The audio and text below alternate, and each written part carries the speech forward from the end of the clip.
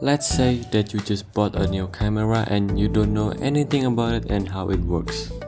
Probably that's why you click this video. But the good news is that I will teach you the basics of using a camera. But maybe you will ask yourself, why should you trust some random guy in the internet?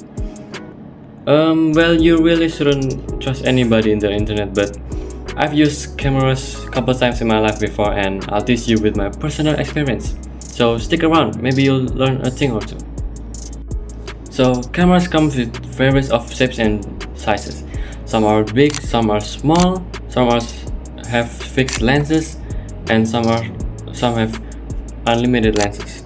But they all have one thing in common, that if you don't know how to operate it, your shot will look like this. So let me break it down for you.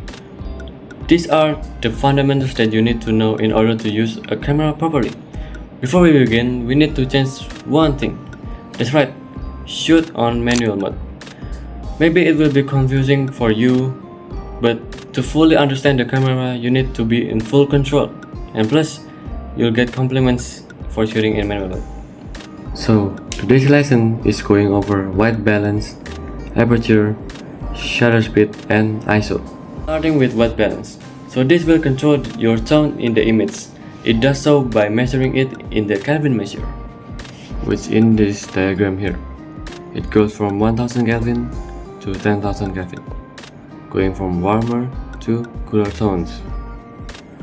Daylight is around 5600. Your everyday light bulb is around 3200. Sunrise and sunset is around 2000.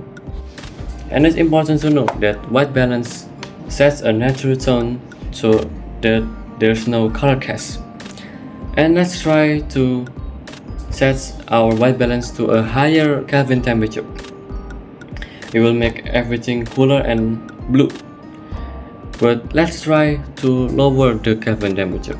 It will make things warmer and yellowish. This is what we call color cast, and that's what we want to avoid. But to be honest, I literally just put my white balance to auto. Whatever. So that's white balance. On to the next one. So aperture is the amount of light that your lens allow your camera sensor to see. Lenses have something called an f-stop. And every lens have different f-stops. But every lens have something called aperture blades.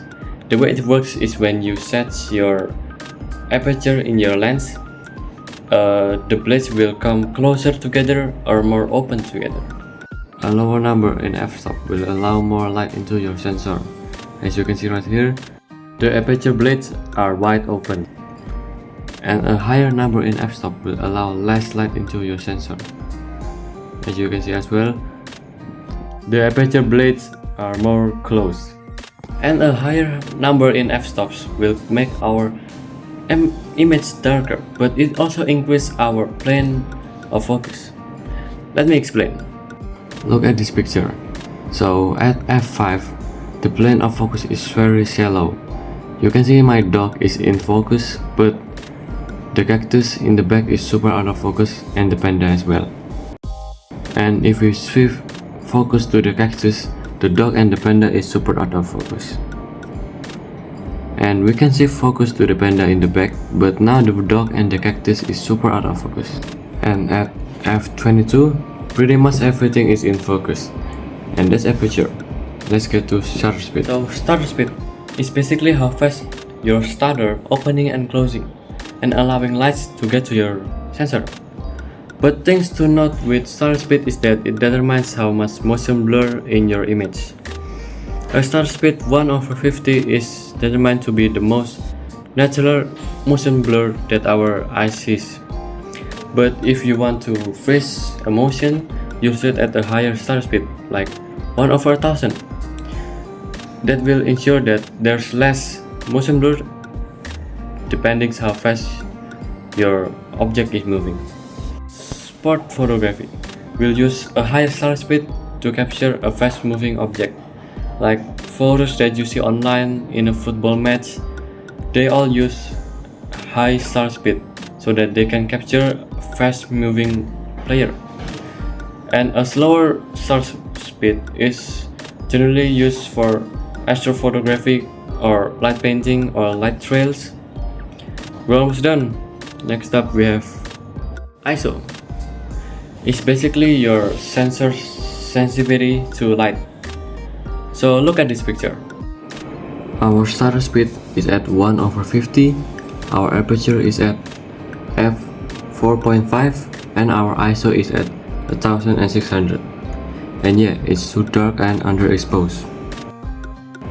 But if we increase the ISO, you can see our image is more exposed. However, the higher ISO you'll use, the less sharpness you'll get, and the more noise that is introduced.